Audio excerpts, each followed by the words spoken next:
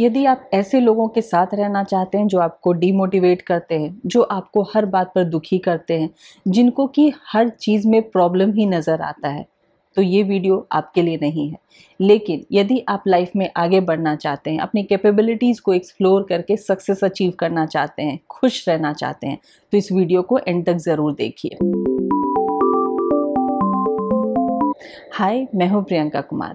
यदि आपको ये मेरा वीडियो अच्छा लगे तो इसे लाइक कीजिए, अपनी फैमिली और फ्रेंड्स के साथ शेयर कीजिए और यदि अभी तक आपने मेरे चैनल को सब्सक्राइब नहीं किया है तो इसे सब्सक्राइब करना मत भूलिए। हमारे आसपास बहुत सारे ऐसे फ्रेंड्स होते हैं, रिलेटिव्स होते हैं, जिनको जब हम यदि फ़ोन करते हैं, बहुत खुश होकर फ़ोन करते हैं और उनसे पूछते हैं कि हाय, क्या हाल चाल है, कैसे हो, तो वो कहते हैं अरे यार, लाइफ में बहुत टेंशन है, कुछ अच्छा नहीं चल रहा।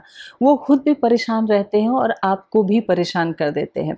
वो खुद भी दुखी रहते हैं और आपको भी दुखी कर देते हैं। उनके टोन से ही वो इतना दुख झलकता है कि यदि आप कोई गुड न्यूज़ भी शेयर करना चाहते हैं तो आप वो चुप हो जाते हैं। आपको लगता है पता नहीं ये सही है कि नहीं उसके साथ शेयर करना, पता नहीं उसका मूड कैसा है।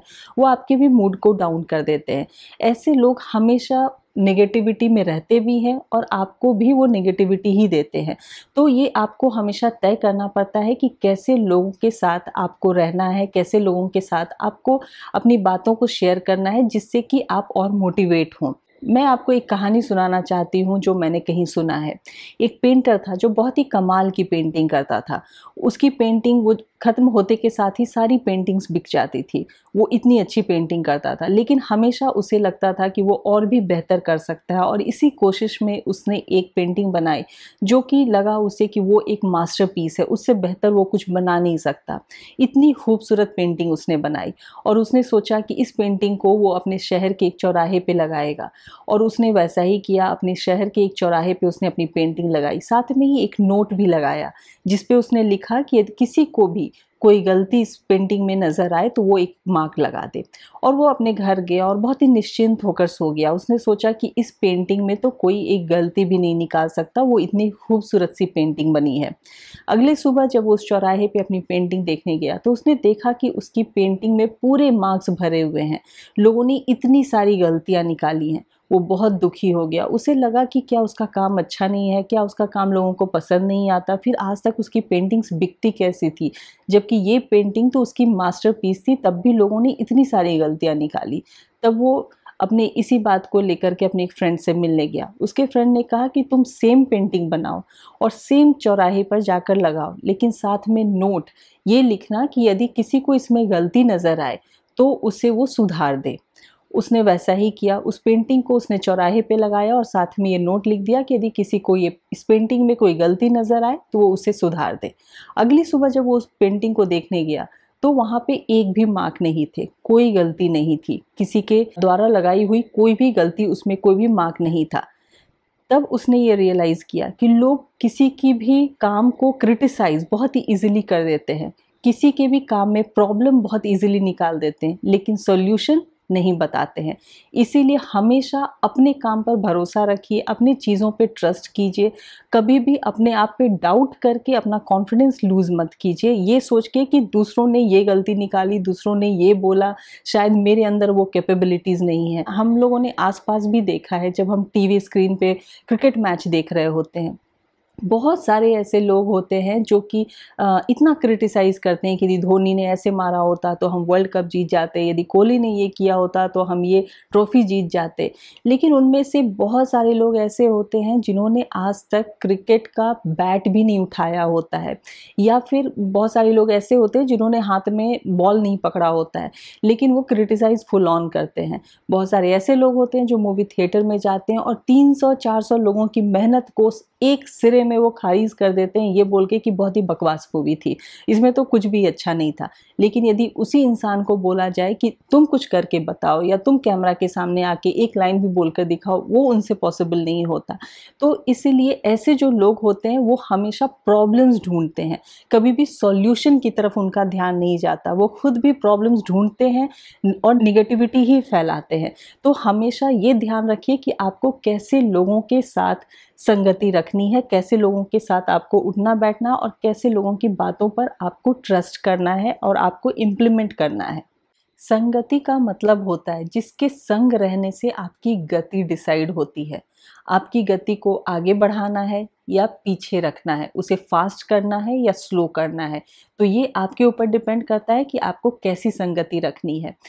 ऐसे बहुत सारे लोग होते हैं जिनको कि यदि 7 वंडर्स में से एक ताजमहल भी दिखाया जाए तो वो खूबसूरती के बजाय वो उसमें क्या गलती है, क्या खामियां हैं, उस पे उनका नज़र ज़्यादा जाता है। वो यही ढूंढेंगे कि ताजमहल तो बहुत खूबसूरत लोगों को लगता है, लेकिन इसमें कुछ तो ऐसी बात होगी जो गलत होगी। उनका ध्यान हमेशा प्रॉब्लम पे जाता है। ऐसे लोग जिनको कि आप यदि डायमंड भी गिफ्ट में दे दें तो वो आपके लिए थैंकफुल होने के बजाय उनको ये लगेगा कि उसने मुझे डायमंड क्यों दिया, कहीं ये डायमंड नकली तो नहीं है। वो कभी भी पॉजिटिव साइड किसी भी चीज़ का नहीं देखते हैं, उनका ध्यान हमेशा नेगेटिव्स की तरफ ही जाता है और वो आपको भी नेगेटिविटी ही देते हैं। तो हमेशा ऐसे लोगों से अपने आप को बचा कर रखिए। उनकी बातों पर उतना ध्यान मत दीजिए, उनकी बातों पे अपने आप को डिपेंडेंट मत रखिए या अपने आप को अफेक्ट मत होने दीजिए। इस बात पे भी मैं आपको एक स्टोरी सुनाना चाहती हूँ। एक इंसान अपनी गाड़ी लेकर एक ओवरब्रिज पे जा रहा था और नीचे नदी बह रही थी। वो बहुत ही फुल स्पीड में गाड़ी लेकर जा रहा था और तभी उसकी गाड़ी का एक टायर पंक्चर हो जाता है। वो सोचता है कि चलो कोई बात नहीं, स्टेपनी निकालता है और वो जो पंक्चर्ड टायर था उसे वो खोलना शुरू करता है और तभी उसका जो बोल्ट्स उसने निकाल के रखा होता है, उसका पैर उससे टकरा जाता है और वो सारे बोल्ट्स नीचे नदी में गिर जाते हैं। फिर वो बहुत परेशान हो जाता है कि अब वो आगे की जर्नी कैसे पूरी करेगा, क्योंकि वो उसका बोल्ट नहीं है तो वो स्टेपनी नहीं लगा सकता। वो परेशान होकर वो अपनी प्रॉब्लम के बारे में इतना ज़्यादा सोचने लगता है, उसे कोई सोल्यूशन ही नहीं समझ में आता कि वो आगे कैसे जाएगा। आसपास कोई गाड़ी नहीं है जिससे कि वो हेल्प ले सके, आसपास कोई ऐसा शॉप नहीं है, कोई मैकेनिक नहीं है जिससे कि वो कोई हेल्प मांग सके। वो बहुत परेशान सा रहता है। तभी उधर से एक किसान गुजर रहा होता है। उसने उसे देखा लेकिन सोचता है कि इससे मैं क्या हेल्प मांगूँ, इसने तो आज तक कोई गाड़ी भी नहीं देखी होगी, तो इससे हेल्प मांग के कोई फ़ायदा नहीं है। वो बहुत दुखी होता है। तभी उस किसान ने खुद से आके पूछता है कि क्या प्रॉब्लम है, मैं आपकी कोई मदद कर सकता हूँ। उसने कहा कि नहीं यार, तुम कुछ मदद तो नहीं कर सकते हो, लेकिन प्रॉब्लम ये है कि मेरे सारे बोल्ट्स नीचे नदी में गिर गए। तो उसने कहा कि यहाँ आसपास तो आपको कुछ नहीं मिलेगा, यहाँ से 10 किलोमीटर दूर मैकेनिक की दुकान है, वहाँ आपको गाड़ी का सामान मिल सकता है। तो वो बोलता है कि हाँ, वो तो मुझे भी पता है कि आगे जाके मिल जाएगा, लेकिन मैं यहाँ से जाऊँ कैसे? तो उसने कहा कि इसमें कौन सी बड़ी बात है, आप अपने बाकी के 3 टायर्स के एक-एक बोल्ट निकाल लें और चौथे में लगा दीजिए, तो उससे आप धीरे-धीरे गाड़ी चला सकते हैं और 10 किलोमीटर तक आप जा सकते हैं। तब उसे रियलाइज़ होता है कि ये तो बहुत ही ईज़ी सॉल्यूशन था, लेकिन उसने नहीं सोचा। तो ऐसे लोग जो होते हैं, जो आपको सॉल्यूशन देते हैं, हमेशा उनकी कद्र कीजिए, उनकी विज़डम की कद्र कीजिए, उनकी उस नेचर की कद्र कीजिए जो आपको वो हेल्प कर रहे हैं अपना सॉल्यूशन देकर।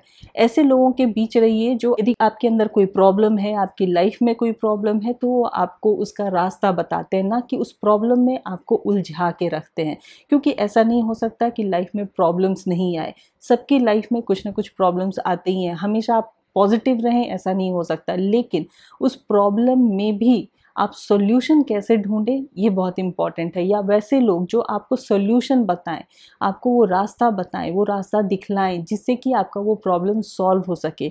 ऐसे लोगों के आसपास रहिए, ऐसे लोगों के साथ अपनी संगति बना कर रखिए जिससे कि आपकी गाड़ी की गति बढ़े, गाड़ी की गति रुके नहीं। तो ये बहुत इंपॉर्टेंट है इस बात को समझना कि संगति का असर हमारी लाइफ में बहुत ज़्यादा होता है। कबीरा संगत साधु की, जो गंधी की बास, जो कछुगंधी दे नहीं तो भी बास सुबास। यह कबीर दास का बहुत ही प्रचलित दोहा है जिसमें बताया गया है कि आपकी पर्सनालिटी बहुत हद तक डिपेंड करती है कि आपकी संगति कैसी है, आप कैसे लोगों के आसपास हैं, आप कैसे लोगों के साथ आपका उठना बैठना है, कैसे लोगों के साथ आपका इंटरेक्शन होता है। ठीक वैसे ही जैसे जब हम किसी परफ्यूम की दुकान में जाते हैं तो ज़रूरी नहीं कि हम परफ्यूम खरीदें, लेकिन तब भी जब हम बाहर निकलते हैं तो हमारे अंदर से भी परफ्यूम की खुशबू आने लगती है। तो वैसे ही जब हम किसी बहुत अच्छे इंसान के साथ रहते हैं, पॉजिटिव इंसान के साथ रहते हैं, तो हमारे अंदर भी वो पॉजिटिविटी आती है। हम अपने अंदर की जो भी हमारी खासियत है हम उसे और एक्सप्लोर करते हैं, हम उसे और निखारना चाहते हैं। लेकिन दूसरी तरफ यदि हम नेगेटिव लोगों के साथ रहते हैं जो आपको हमेशा आपके नेगेटिव चीज़ों की तरफ ही आपका ध्यान आकर्षित करवाते होंगे, या ऐसे लोग जो हमेशा आप में क्या प्रॉब्लम्स हैं वो बताते हैं, तो वैसे लोग खुद भी नेगेटिव होते हैं और आपको भी नेगेटिव बना देते हैं और फिर आपको अपने आप पे ही डाउट होने लगता है।